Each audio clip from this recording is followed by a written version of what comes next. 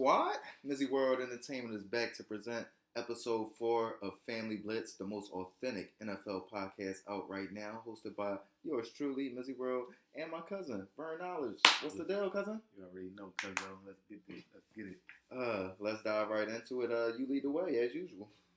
So, to start it off, we're going to start off with the best team from each division. We already got through free agency, for the most part. For the most part, the big names done dropped, right. The big chips done dropped.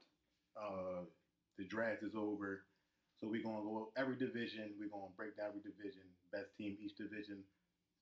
On paper, really, but, of course. But, let's go. Starting with we're going to go AFC, NFC, each division. You pick your, I'll pick mine. Okay. AFC East. Bills. Why? I mean, Josh Allen. That's quarterback. I agree. You had me thinking for a second, like, oh no, is Tom Brady still over here? Moving on. AFC West. Josh Allen, Stephen Diggs. Right. Need we say anymore? AFC West. AFC West. I'm gonna go with the known commodity right now, and the Bills. I mean, Chiefs. Chiefs. Okay. Chiefs. Why you pick each other? And Andy Reid, Pat Mahomes, and I feel as though I do believe that Juju Smith-Schuster is going to prove to be a true number one receiver. Okay. Yes, you think so? Yes, I do. I got faith in Juju. Okay. I'm gonna go with the LA Chargers. On paper, we said on paper. I'm gonna go with them on paper. We're gonna get into a little bit more with the Chargers later on when we break down their off season, whatever. But I just like the free agent move that they made. J.C. Jackson, Khalil Mack on the other side of terrific pickup of Bosa. Yes, sir. Joey crazy on the other side of Joey. So I think for me on paper, and then like you said, the Chiefs. I think their loss of Tyreek Hill was going to be more significant than what people thinking. Like you said, I think Juju is going to be good, but I just think that he's not a guy that you got to double. Like you got to focus in on game plan for. You got a game plan for Tyreek Hill. Now, the more pressure is going to be on the tight end, on Kelsey. Now you can double Kelsey and focus on Kelsey. Will Juju be that other guy that takes away another defender? Well, that's yet to be seen. But for me, I feel like the Chargers, on paper, of course, until we play it out, I think they're a better football team than me. Not to mention the defensive losses for the Chiefs and the Honey Badger, Tyrann Mathieu. I think that's going to be significant. He was the heartbeat of that defense for me. So I like the Chargers. I mean, on paper, we'll see. The Chargers been everybody's favorite team on paper for the past decade plus. Since Phillip and LT. Right. But I like them right now. Without a Super Bowl appearance. It's still early. Very early. AFC North. That's why I said known commodity. Right. AFC North. I'm going to say Cleveland. I'm going to say Cleveland. Ooh. I feel like the pickup of Deshaun Watson has separated them from the pack. You think about, like we spoke on already, Kareem Hunt, Nick Chubb, the tight end, and Njokwe, possibly the best defensive player in the game, Myles Garrett. Right.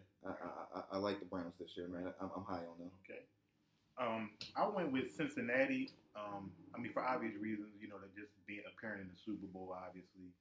But I just think that young core they're just going to get better having that experience now. Agreed. Making the Super Bowl already, having that experience, being so young. Burrow first full year of being a starter, and he's appearing in the Super Bowl. Jamar Chase is probably the best young receiver in the league right now. Agreed. For them to growing together, having another year, another all season together, I think that they're poised for another run. I would say only thing with Cleveland, I think, is the whole Deshaun situation of him being suspended and stuff being up in the air. Because if he makes significant time, then I don't think long term they're going to be good. Because I think Jacoby Brissett is comparable, but I don't think he's going to put them over the top early.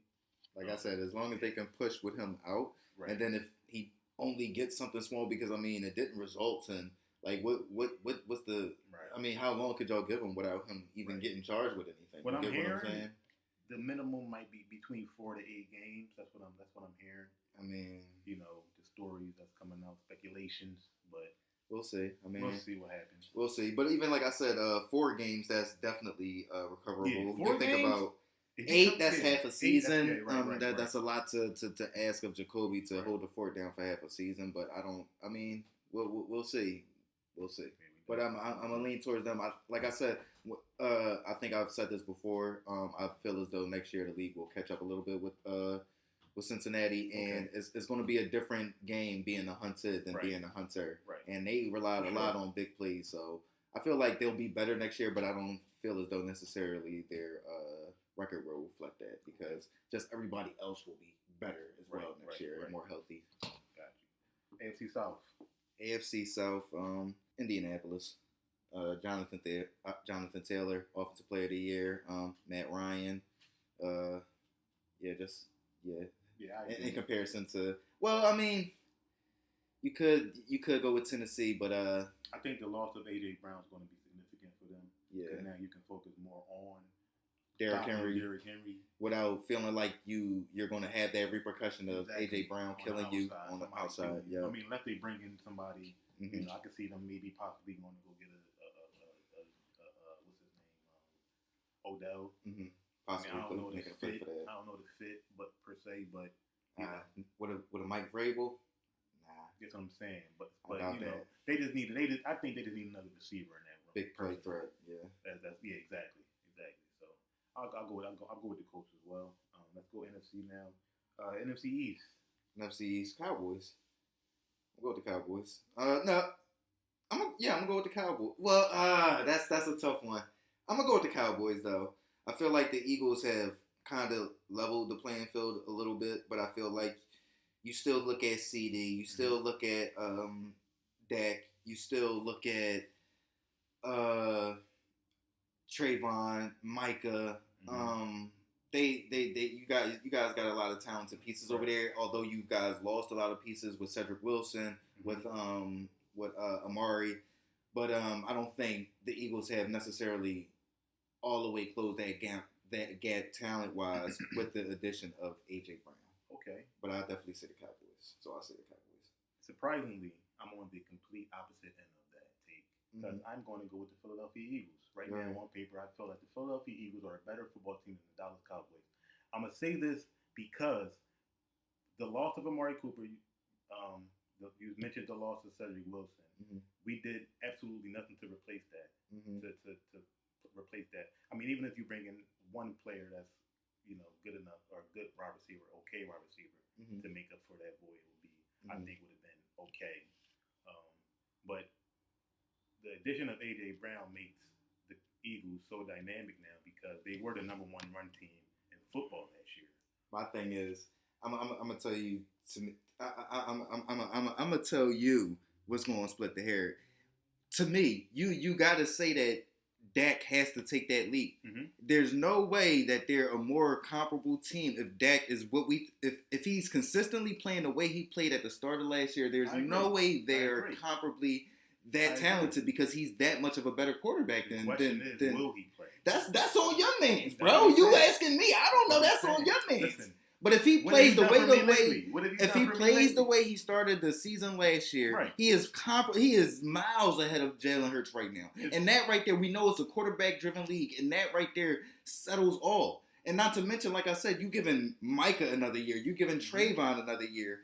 Come on, man. I agree wholeheartedly, cousin. Come on, I agree wholeheartedly, cousin. But we're talking about Jalen Hurts taking that next step. Can he take that next step with AJ Brown? I'm expecting Dak to take more of that next step of consistently being great week in, week out for 4 quarters, more than I'm expecting Jalen Hurts to take that next step. As much as I love Dak Prescott, his numbers were always better when Amari Cooper was in the lineup. I'm not taking anything away from Dak, because that's my guy. I think this could help Dak, because he's not going to have that pressure of trying to get Amari to. And Amari didn't have that dog in him, point blank. Period. Amari wasn't no. He wasn't no Devontae. I think CD is though. Exactly, and I don't think he wasn't a Devontae. He wasn't in the conversation with DeAndre. He wasn't no Coop. You feel what I'm saying? So I feel like that will relieve some stress from him, because you're not looking at a dude that's not getting open, and then they're saying, well, you're not feeding the number 1. Well, can the number 1? You feel what I'm saying? And then sometimes when he was feeding him, he was dropping it. So he had some drops issues. Then he had some issues when he was facing high level competition. Okay. So I feel like the Amari thing probably should have been addressed, but I feel like they have something in mind. Hopefully. Okay. Hopefully.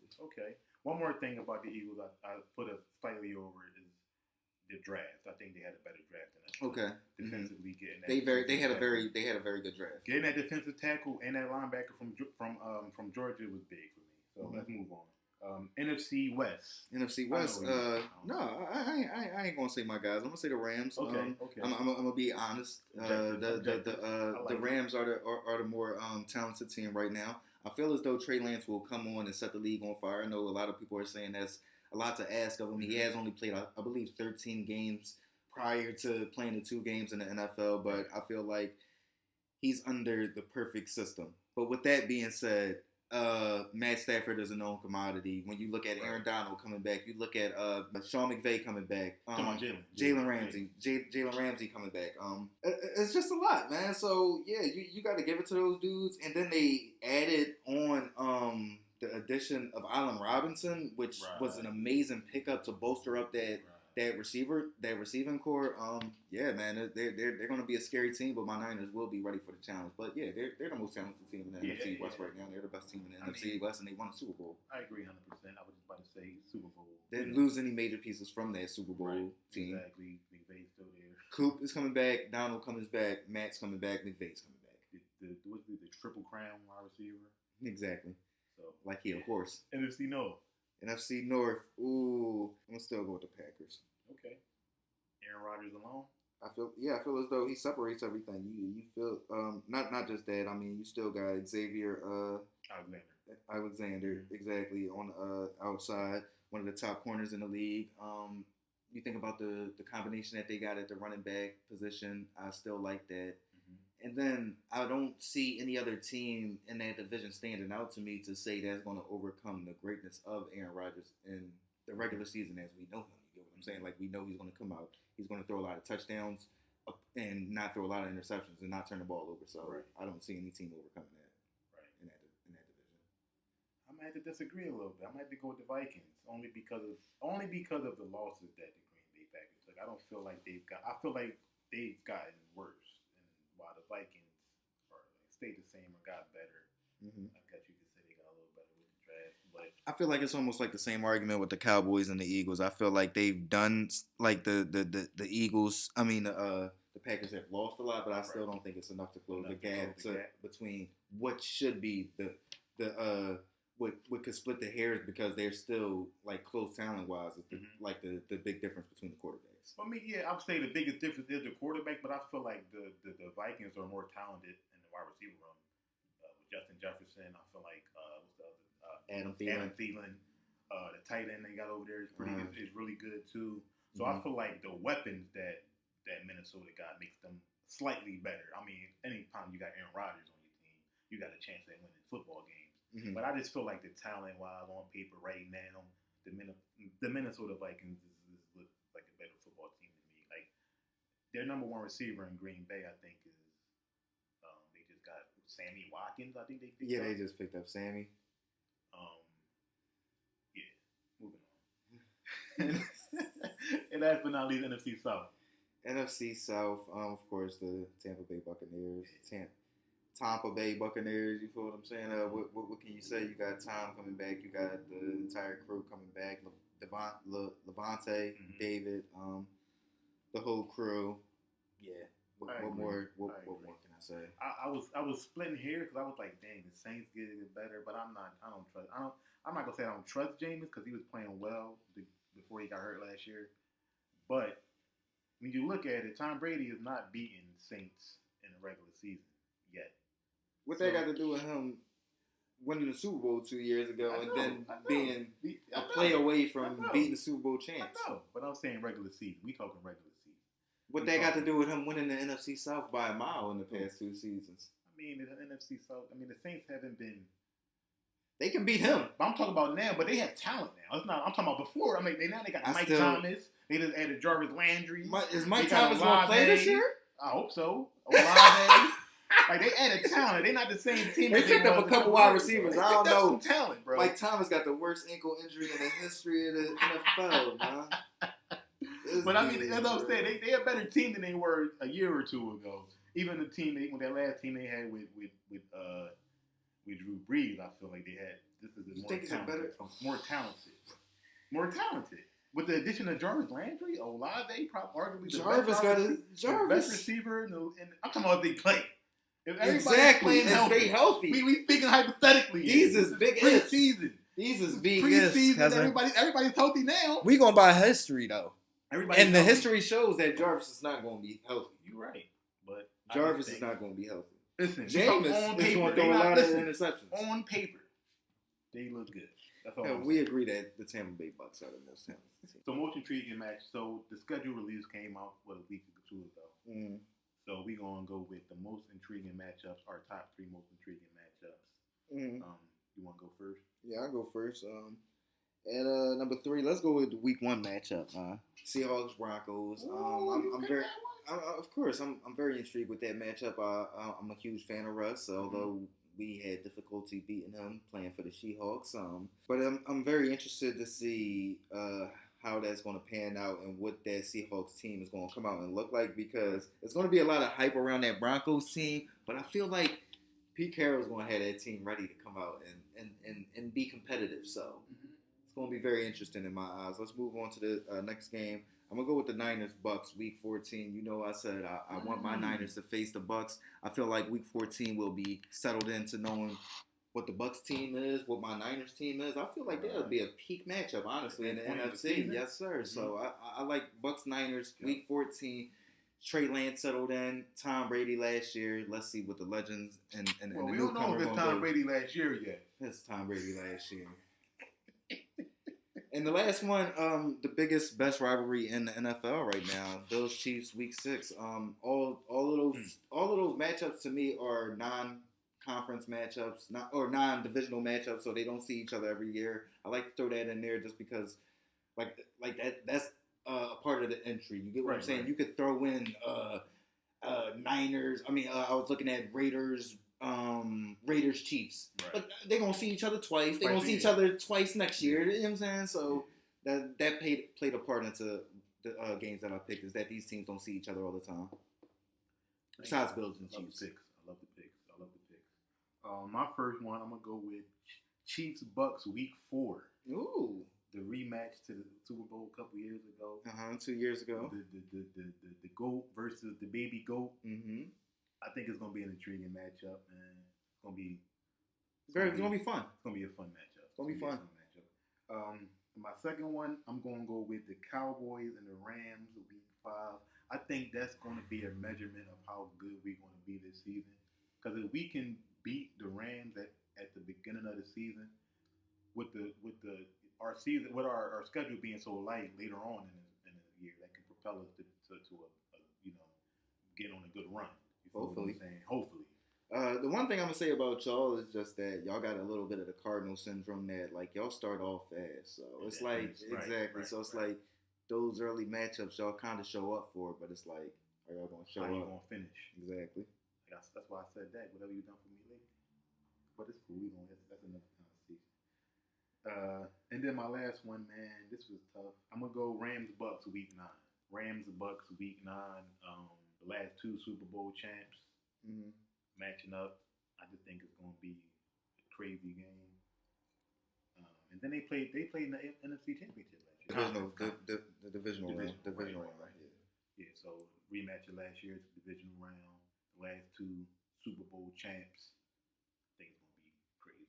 Yeah, it's gonna be a good rematch. I like those 3 games. Like same thing. Those teams don't face each other all the time. Exactly. Good measuring sticks for all teams. Kind of 2 very early matchups though. Right. So but I mean, I got Week 6 and Week 1. So what am I talking about?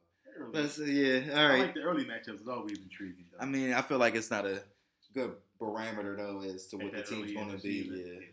Like the only reason, like I say Seahawks Broncos, because I could see the Seahawks upsetting the Broncos, but the Broncos being, you know what I'm saying, a very good team. Right. Since we missed a week, we're gonna break down 2 teams this week. We're gonna start with the man who's been in the news, in the NFL news the last couple of weeks. Not at Kyler Murray, Arizona Cardinals. Kyler Murray What's going on in the desert? You know, I love me some Kyler Murray, although he's a rival quarterback to my Niners, but I really like his game. I think his skill level is very high, but I believe he needs to be in there, man. I feel like that'll bode well for him getting the contract that he's seeking out, and it'll build some chemistry with his teammates that he needs to build with, because you know that you're not going to have your security blanket there, DeAndre Hopkins, right? And your numbers reflect that you are a terrible quarterback without him. Yeah. So you need to work, bro. You feel what I'm saying? Like, don't ask for the bread and then you come out there and you be a stinker. Like, come in, put the work in. You know you're going to get the bread. It's almost like the Deebo Samuel situation, bro. You're going to get your bread. The thing with the Niners is we wanted to give Nick Bosa and Deebo their bread, but we couldn't move Jimmy. So we got to eat that contract. You get what I'm saying? So it's like, bro, it can't happen this year. But we know you, like, once the bread open up. We know your value. It's, bro, that's it. You feel what I'm saying? So it's like the same thing with Kyler Murray, but it's a little bit different because you are the face of the franchise and you are the quarterback, and you had a poor outing out there. Right. You feel what I'm saying? My Niners, they like, if we would have paid him, we don't care if he would have showed that at OTAs or not, because we know what we getting with Deebo. It's not the same case with Kyler. He needs to grow up, and he needs to come. And I feel like that'll bode well for him getting his contract. Yeah, I agree 100%. But on the other end of that, I feel like the Cardinals, what the hell are you doing? Like, what were you prior to him? Trash. You were what's his name? Josh Rosen. What was his name? Josh Rosen. Like, not winning football games. Every year Kyler Murray has played, he's gotten better and better, and y'all won more games each and every single year. They've also faltered and failed down the stretch each and every year. Down the stretch, but again, I feel like it's like a Cleveland situation. I mean, I'm not going to compare it to Cleveland with Baker, but at the end of the day, that's a different quarterback situation. But Arizona was in that type of situation where they couldn't find a quarterback. And they finally got their quarterback, and it's like, you should be eager to pay your quarterback. I think he should get his bread. Don't get me wrong. But it's also like, y'all did just get smoked in that one playoff game. Y'all got smoked in that one playoff game. But if Baker won his playoff game. Quarterback, how good are they? They're not good at all. They're not good at all. You get what I'm saying? So, like, I'm not saying he shouldn't get his bread. I feel like the moves that they made in the offseason were very good moves to appease him. They got rid of Christian Kirk. Well, not got rid of him. They lost Christian Kirk, but they replaced him with Hollywood Brown. Right. They addressed a lot of the needs in the draft. I think he just needs to be in there and be a leader, man. And listen, we're not there. I don't know what's going on. You feel what I'm saying? Like, a lot of teams are saying that the Deshaun Watson deal is what's messing everything up, because everybody wants the fully guaranteed now. Right. So it's like trying to find that common ground between finding something that's appeasable to them, and then what you're worth, and then what the team can afford. So, I mean, listen, I'm not gonna say I understand why he's not there, but I personally think he probably should be in OTAs. Right. Yeah, I agree though. I do agree. Like I said, I agree with the fact that he should be there just to show that he deserves that money. He's the leader. He's trying to get better. At the end of it too, I feel like as an organization, like you said, they probably should have gave him that as soon as. Come on, they might have should have gave him that like early mid-season last year. Like, give him that money so he can get his mind right, so he can get in there and be the quarterback that you need him to be. So he can forget about that. That's it. Because it's on his mind. He's going to be thinking about it. Of course. And he's not going to play. He's not going to play. When you think about the average salary of a quarterback right now, it's $40 million, and he's getting $5 million next year. Stop it, bro. As somebody that was in the MVP conversation mid-season last year. Stop it, bro. Stop it. Stop it. Let's move on, man. LA Chargers. Let me go. The LA Chargers had an awesome offseason, but I've said this earlier in the episode. They've had great off seasons before. They've had great talent before. They just got to put it together. And then the division has gotten a lot stiffer competition wise. I feel like the thing that's going to separate everything is health. Right. Darwin, is he going to stay healthy? Right. You get what I'm saying? Mac, is he going to stay? Is he going to stay healthy? Right. We know we probably going to get from Joey. We know what we're going to get from Justin. Right. So, hey, listen, man. What's the whole offseason breakdown about? Are we predicting what we expecting? I see them finishing probably like I'm not gonna lie. If I said the Raiders gonna be 2 and I still got the Chiefs 1, right? I'm looking at them at 3. No playoff berth. I don't know. Everybody in the division making the playoffs this year? Everybody in the division. Not everybody. I'm gonna say 3 teams might make. 3 out of 4. I say 3 might. I think they might be a wild card. They might be that 7th wild card, 6th or 7th wild card.